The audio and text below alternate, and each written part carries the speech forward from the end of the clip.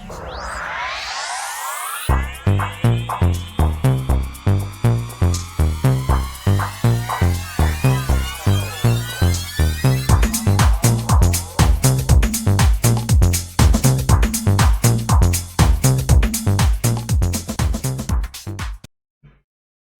guys, and welcome to video number 2, where we are revising the one-dimensional array. And in this video we are going to create a Python version of the Caesar Cipher, which is doubly good news for you because you guys need to know how the Caesar Cipher works for the encryption topic on your course in any case. So an opportunity to revise some programming theory and to remind you how the Caesar Cipher works. So during the course of the video you will see some additional information occasionally popping up on the screen. When that happens, of course, you can pause the video and spend a little bit more time studying that if you wish. So I'm not going to spend too much time on the Caesar Cipher. It's not particularly challenging in any case. I will pop it up on the screen now and just give you a very basic overview. So the way that the Caesar Cipher works is we have what we call the plain text. So in this case, it's basically the alphabet, and the plain text will basically represent our original message that we want to encrypt into a cipher version. And the way that we do that is for each character in the alphabet we look for the corresponding character which is 3 spaces further along. So if we follow that rule, you'll see that the equivalent of A in ciphertext becomes a D. If we go 3 spaces up the alphabet, the equivalent of a B of course becomes an E. When we get to the end of the alphabet we don't have any further to go, so what we do then is we go back to the beginning of the alphabet and we continue to count. And if we do that, when we get to X, that then encrypts to the character A. When we get to Y we have B, and then when we get to Z we have C. So this is an example of a shift cipher because we are choosing a particular number, which in this case is 3, and then we're looking for the equivalent character 3 spaces up in the alphabet. So that is basically how the Caesar Cipher works.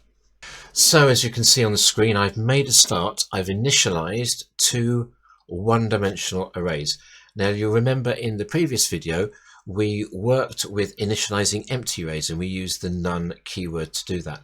We don't need to initialize empty arrays in this program because we have the values up front that we want to use to populate out our arrays.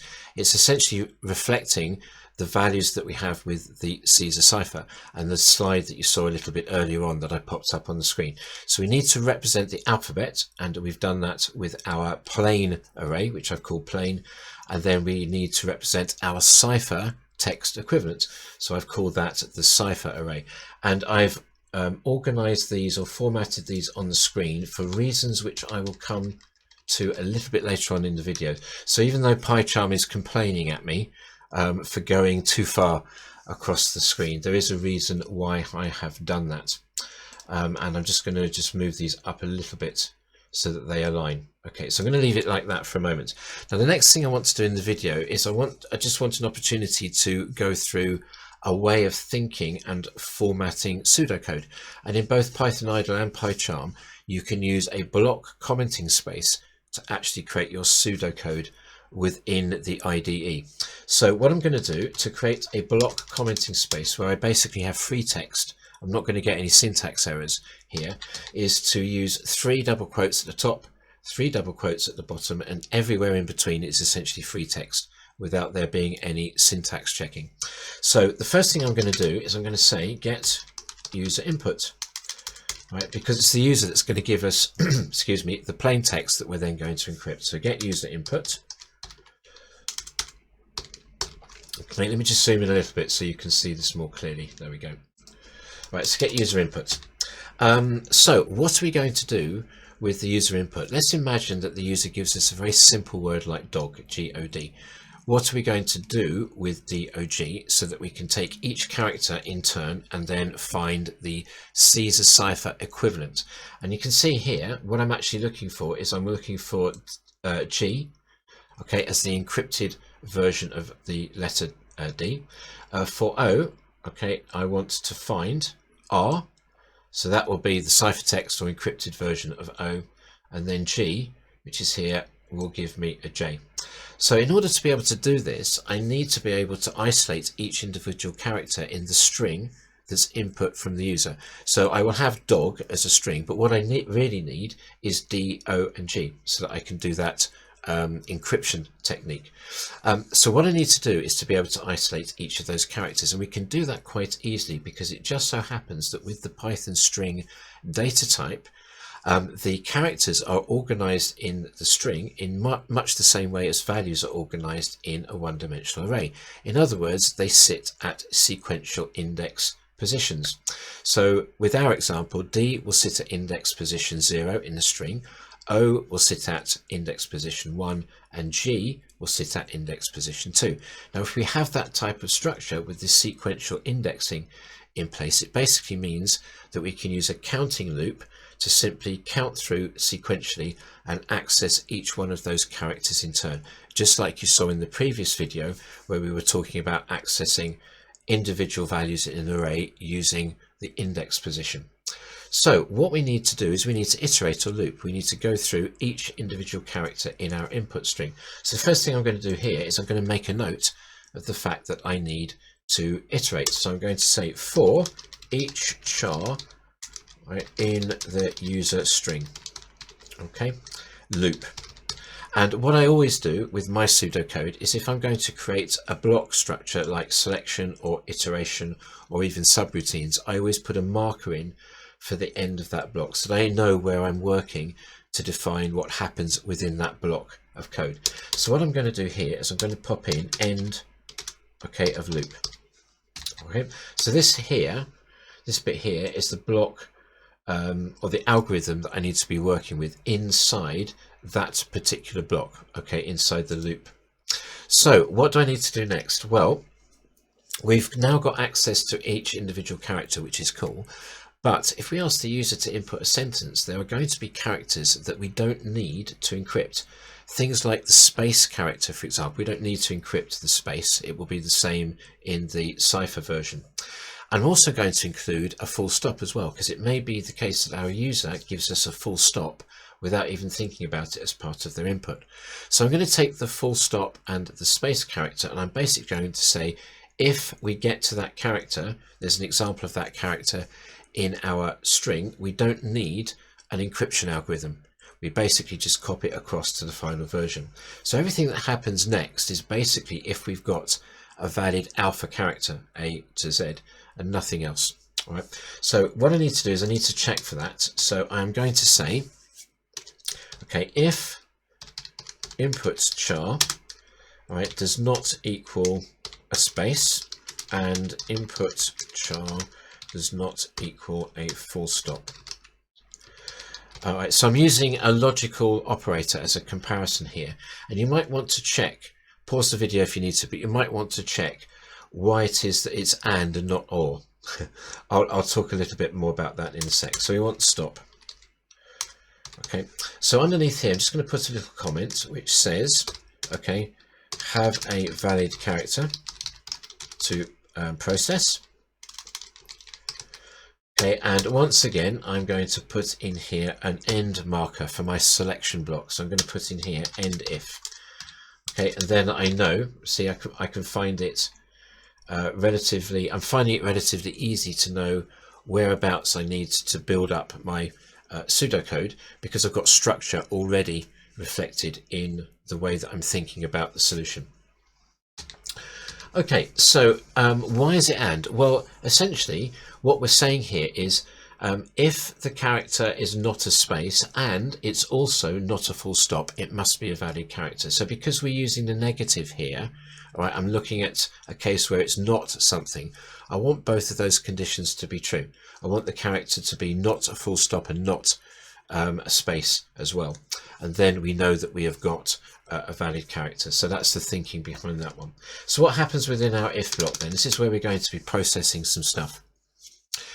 So what I need to do next is I need to check whether or not I have a valid character that I've identified in my array. So I'm going to need to iterate through my array looking for the occurrence of the character I have from the user. So we're going to need another iteration so that we can, let me just get my marker up, so that we can iterate through our array looking for a character match. Right, so that's the next step of our thinking. So we need another loop, basically. So here I'm going to say, okay, for each char in the alphabet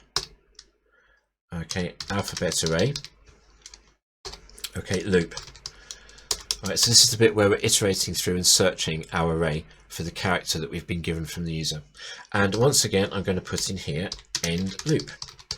All right, so I can see where my block starts and finishes for this little bit of chunk of code. Now I want to find a match. Okay, I need to cater for a match between the character I've been given and what I'm finding in the array. So I need to say if input char, so that's the one from the user, okay, equates to, okay, and then I can say current char in the alphabet array. All right, this is good news because it means we've got a match. So we need to actually do our encryption now. So here I'm going to say this is the bit where we do our encryption. So if the user's given us a valid input, we're always going to have a match, okay, at some point or other within our alphabet, obviously. So we want to do encrypt. Okay. So what do we want to do then? If we go back up here, you remember I said if we know the index position of our alpha character, then we can find the character in the other array at the same index position. So we just need to reflect that in our pseudocode. So what I'm going to say here, I'll give myself a little bit of indentation. I'm going to say get the index value, okay, of the char in the array. Okay, we want to get the cipher character at that index position. Okay, and did I put, I didn't, did I? I need to indent this a little bit more actually. I'm getting a little bit lazy here with my indentation. So let me just indent this a little bit more. All right, and here I need to put an end if as well. Okay, there we go. So this is the point where we've actually got our alpha text character. So I need to do something with that. And the best thing to do is to essentially start to concatenate a string which will form our output, because we're going to print this on the screen at the end of the program. So I'm going to say concatenate cipher output. Okay. So we'll start off with an empty string. Okay, when we've got the cipher equivalent of D for dog, we will concatenate and we will get our first character. When we go back through the second iteration, we found the encrypted version of O in dog. We will concatenate that, so we will then have two characters reflected in our ciphertext and so on. So building up our ciphertext solution character by character. So concatenate the cipher output string. There we go. And let's just tidy up my typing. Okay, so have I got everything I need in there? Well, there's one other thing that I'd like to do, because if we're going to iterate through the array and we find a match, which we will always do at some point or other, we don't need Python to carry on iterating. We can actually ask Python to stop iterating once a match has been found. And the way to do that is to use the break keyword. All right, so just for the moment, I'm just going to reflect that in pseudocode lingo. I'm just going to put in here break iteration. All right, so let me just double check that this makes sense. Okay, and I've got everything in the right place. All right, so let's just have a bit of a check on this. Okay, so we've said here for each character in the user's string, so that looks good. Okay, once we've started iterating through the user's string for each character then, okay, if the input character is a space, and is not a space, and the input character is not a full stop, then let's do something. So that makes sense. Okay, so now we've got a valid character, we can justify iterating through the alphabet to find where that character occurs. So for each char in the alphabet array loop, right, look for a match. If input character equals the current character in the alphabet array, all right, this is where we need to do our little bit of encryption. Okay, so get the index value of the char in the array. So for D, right, that'll be index position of 3. get the cipher character at that index position. So the cipher character in that array at that index position is G. Okay, so that seems to work logically okay. Concatenate the cipher output string. So that's the bit where we start to build up our cipher text. The first character will be G, okay, to represent D in the user's input stream. All right, and then once we've done that, we've finished the end of our iteration through the loop, and we've actually put in there a break as well, and then we can go back to the beginning. Okay, so what else have we forgotten to do? Because we had this bit up here which says if input character does not equal a space and it doesn't equal a full stop. We still need to do something with that character, because if we don't, then our cipher output is not going to include those characters. So we haven't copied them across to the final version as yet. So what I'm going to do then, I'm just going to tidy this up a little bit. Okay. Oops. Okay, and this end of the loop here.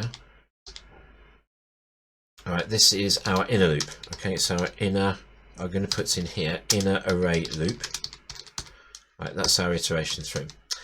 So I need an else statement in here. So I need to say else. So this one relates to this if at the top here. All right, so I want to say else. And then I'm going to say, just pop that over there a little bit, concatenate. So we still want to concatenate the string. I say so concatenate, right, the cipher output with the user's character. Okay. So basically we're taking the character that we've got from the user and we're simply copying that across to our ciphertext version without there being any further consideration really. Okay, so concat, okay, the cipher output, and then we have here our end if. Okay, so I can get rid of that now. There we go, so end if, and I'm just going to put a comment on here which says if a valid character. Okay, this is the end of our outer loop. Outer loop. Okay, this is our user string. All right, that means that here in our code right at the end, I need to print out concatenated string. I'm pretty sure we have got the structure, the indentation, the blocks, the algorithm, the sequencing that will reflect a good solution. Okay, so what you might want to do is to pause the video and just go through the pseudocode yourself to make sure it makes sense, and just to double check that you're clear about the iterations that we're doing in the various types of looping, etc. And in the next part of the video, we're going to actually literally overtype our pseudocode with the Python equivalent and see if we can get a solution that works for us. Well, I have become a little bit conscious of the running time for the video, so on this occasion I've actually typed the solution up for you in advance. It's up on the screen. We're going to go through it together because I think it will be a little bit quicker on this occasion. So here you can see I've got the original pseudocode thinking and with the arrays, and down the bottom here I've got my complete solution. I've copied the arrays to the bottom or underneath the pseudocode so that we've got all of the actual code together in the same place. I have a feeling, I'm not sure, but earlier on in the video I'm not sure if I had missed out a couple of characters off the end of the array, but they're definitely there for our final solution. So let's just take this out, okay, so that we don't have the duplicate code there anymore. And let's just focus on our final solution. So what we have is the arrays that you've seen before, okay, and I've left the format the same so that you can compare the alphabet character with the cipher equivalent. And if I just zoom in a little bit, All right, first of all, we have our user input and our prompt, which is there assigned to a variable called string input. Now, what I've decided to do actually is to, even though I've asked the user to give us uppercase input, I've decided to manually make sure that is the case by converting the user's input string into uppercase regardless. So here I'm forcing the user's string to uppercase, and I'm using the Python format .upper with the brackets at the end. So that's a .python function. I'm also storing the length of the input string in a variable called length, because we're going to need to iterate, so it'll be useful to know what that is. And here I've initialized an empty string so that we can concatenate that with our final ciphertext. So that's the early part of our solution. And as I said before, the rest of the solution actually follows the pseudocode quite well. I've added in a couple of extra variables here and there and just tweaked in places, but it's practically the same solution that we had reflected in our plan. So let's have a look at our outer loops. This is where we are looping through the user's input, and it's for outer in range 0 up to but not including the length of the input string in steps of 1. And what I've done here is I've stored the relevant character that we're looking at as we go through the iteration in a variable called userchar, right? Just because it was a little bit easier to work with that in the code. Here we're doing our initial comparison to see if we have actually got a character that we need to encrypt. So this caters for the space and the full stop character, not needing to encrypt those because we just copy them across. So it says here, if userchar does not equal space and the userchar does not equal a full stop, then we've got a valid character to process. Otherwise, the else bit is down here. So what we're doing here is we're saying take the string to date, the encoded string, the final ciphertext version, and simply concatenate with either the space or the full stop, whatever it is that we're looking at in the user's string at that particular point in the iteration. Everything in between those two blocks is essentially our little bit of encryption.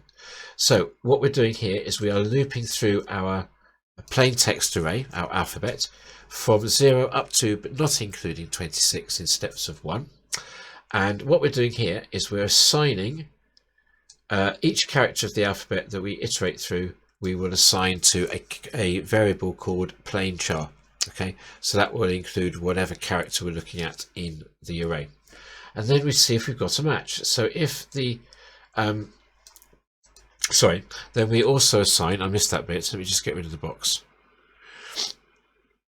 We're also going to assign the cipher character from the cipher array to a variable called cipherchar. Okay, so if we imagine for a moment that we are looking for a match on the character D in dog, let's just scroll up a little bit. Okay, so D for dog, we are looking, let's just move that out of the way of the boxes. We are looking to store the character G in the cipher variable so that we've got that stored in advance. Okay, so let's just match these boxes up a little bit again. Okay, so now that we've got our cipher character and our alpha character stored in variables, we can do an easy comparison. So here we're saying if the user's character has matched with the character that we're looking at in the alphabet, then encoded simply becomes concatenated with cipherchar, the variable, the value in the variable cipherchar, and that's building up our end printout, our end output to the user, which is the ciphertext. Okay, and this is the keyword break, which basically says to Python, if we've got a match, then you don't have to iterate anymore, so you can break the loop, break the iteration. And then right at the bottom, we have our print statement where we've printed out our final solution, our final encryption, which is stored in the variable encoded. So let's get rid of all of those boxes and let's just have a play and see if this gives us some reasonable looking output. Okay, so let's start off with dog and God, because we should get the characters that we've looked at previously for dog. God should be the same characters, but in a slightly different order, of course. So let's type in dog. Let's do it uppercase. Ooh. There we go. Dog, space, and then God. So what we should get is, we get grj for dog, and then of course with God we would expect a variation, and we get jrg. Let's try it again. Let's do the small brown cow danced over. I have no idea where this is coming from. The small brown cow danced over the moon. And then we get an encrypted version of that. And of course, one of the best ways to test it is to type in the alphabet and see if we get the original ciphertext coming back. Not very exciting, but it's quite a good way to test it. And I'm going to put a full stop at the end as well. So let's type in the entire alphabet and see if we get the entire ciphertext coming back. So we want A, B, C, D, E, F, G, H, I, J, K, L, M, N, P, Q, R, S, T, U, V, W, X, Y, and Z. And then of course we want the full stop at the end. And there we have essentially the same as our full ciphertext in our array. So let's just check on our array. Let's just move that over a little bit. Can we zoom in on that? I'm not sure I can. Oh, yes, I can. There we go. So zoom in a little bit. So we've got D, E, F, G, H, I, J. So we start with def, then we go up the alphabet, of course, and then we get to the end. We have A, B, C on the end, which is exactly what we have here. Okay, so if it's reproduced the entire cipher text, then we can be pretty confident that it's doing the matching and finding the right results in our algorithm. So that works quite well. So before I leave you with this video, just to note that if you do go onto the internet and you look for Python Caesar Cipher solutions, you are not likely to see this solution, because I've chosen to work with arrays to give you practice working with arrays. But actually there are different ways of solving or creating the cipher, the Caesar cipher in Python, and one of the most elegant ways is to actually use the mathematical expression for the Caesar cipher, which includes modulus. So you wouldn't need to use arrays in that situation anyway. But hopefully this has been useful for you, and we've practiced a few other things like nested iteration and logical operators as well. Okay, I will see you in the next video.